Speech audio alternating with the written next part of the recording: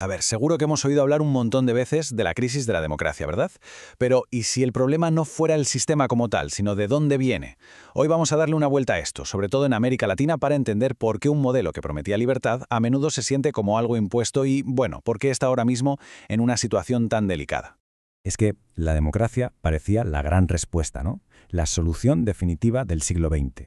Y sin embargo, aquí estamos, en pleno siglo XXI, y no solo no ha terminado de cuajar en todas partes, sino que se enfrenta a una de sus mayores crisis. Uno se pregunta, ¿qué ha podido pasar? Esa es la gran pregunta que vamos a intentar desgranar. Y para buscar respuestas nos vamos a centrar en un lugar muy concreto, América Latina, porque allí la desconfianza está por las nubes. Cada vez más gente parece mirar con buenos ojos, pues, soluciones autoritarias que prometen orden, incluso si eso significa recortar libertades y derechos humanos. Es una tensión brutal que nos dice que algo muy de fondo no está funcionando como debería. Claro, esto no es un problema sencillito con una solución mágica, para nada. Es más bien un rompecabezas, uno bien complejo y con unas raíces muy profundas. Y lo curioso es que las piezas que parecen más obvias, pues como que no terminan de encajar. Porque, a ver, si preguntamos por qué pasa esto, las respuestas suelen ser las de siempre, ¿verdad? Los sospechosos habituales.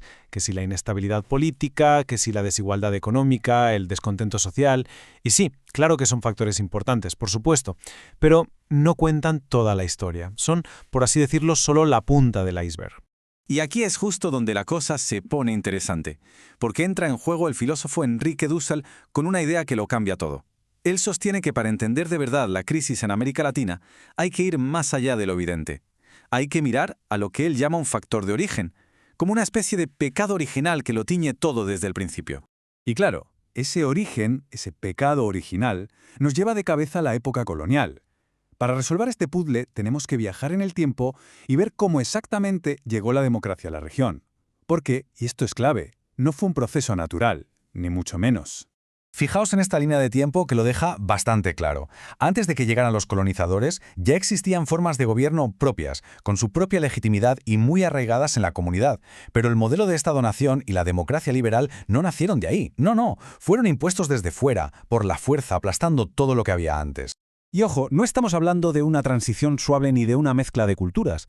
Fue literalmente una aniquilación. El nuevo sistema se impuso sin ningún tipo de reconocimiento, sin integrar nada, sin el más mínimo respeto por las culturas y las formas de organización que ya estaban allí. Sencillamente se las barrió del mapa, considerándolas inferiores. Y escuchad esta cita del líder aguajún, Santiago Manunín Valera, porque es potentísima. Pone voz a siglos y siglos de resistencia.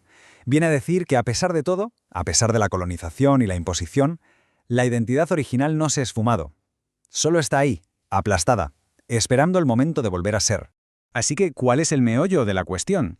Pues que la democracia, que se vendía como una herramienta de libertad e igualdad, en la práctica funcionó justo al revés. Durante 500 años acabó siendo un mecanismo para que las élites locales, en sintonía con las potencias coloniales, siguieran explotando tanto los recursos como a la propia gente. Vale, hasta aquí el problema histórico. Ahora vamos a ver la herramienta filosófica que nos da Dussel para entender todo esto. Es el concepto que de verdad lo une todo, esa dinámica entre lo que él llama el centro y la periferia. Dussel básicamente dibuja el mundo colonial con esta división. Por un lado está el centro, Europa, el colonizador, que se define a sí mismo como el ser, lo que es legítimo, lo normal. Pero claro, para poder definirse así necesita crear su contrario, la periferia, el mundo colonizado, que pasa a ser todo lo demás, lo ilegítimo, lo anormal, el no ser.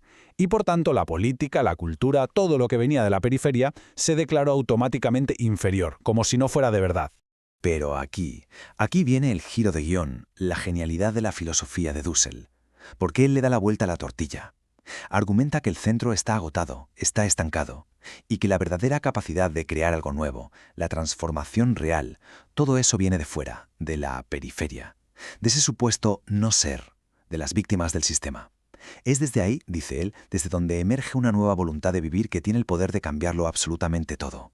Bueno, pues si ya tenemos el diagnóstico, vamos a ver la solución. Si la verdadera creatividad política nace en la periferia, la pregunta es, ¿cómo se construye una nueva democracia desde ahí? Pues la clave está en pensar desde los márgenes.